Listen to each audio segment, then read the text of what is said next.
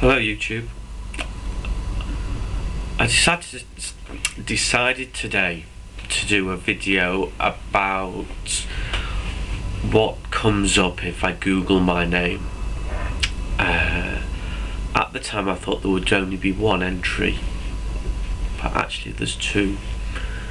So my name's Tony Grimley, and I'll put that in the description. And if I Google Tony Grimley, the first few entries aren't me. I think there's a DJ or something like that, but one comes up from the BBC on a news programme late last year. There was an article about something that I've talked about in videos, children picking cotton in the country of Uzbekistan. And they interviewed a British government minister, and it was oh my god, this is terrible, they're using children to pick cotton. Well, I had in my hand at the time a book, Murder at Samarkand by Craig Murray, where Craig Murray, who was the British ambassador to Uzbekistan, had pointed this out in 2002, 2003.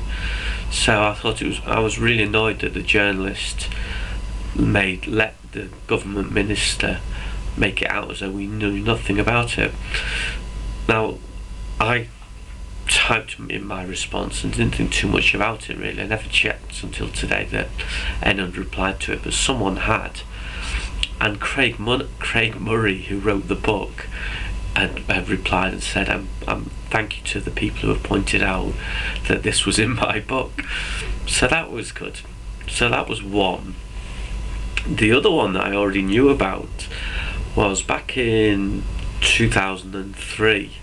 I was talking about the war in Iraq a lot on the New York Times forum, and they invited a foreign policy expert, and I've looked at videos with him on today. It's either Lee or Les Gelb, G-E-L-B, and I asked what freedom would we give the Iraqi people to choose a government of their own liking. Would they be allowed to have a government that was not pro-Western, pro-American?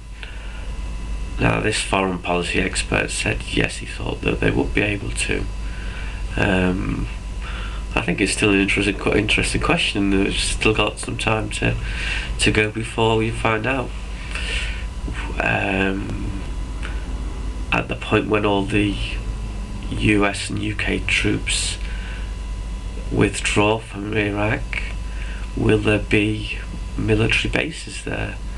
What happens if the Iraqi government says they don't want any military bases? I think these are all things it will be interesting to see how they develop.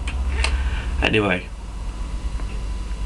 that is what I am on the internet for. Oh yeah, to find the second one, I don't just Google my name, I Google my name and Iraq. Okay, my cold's getting better.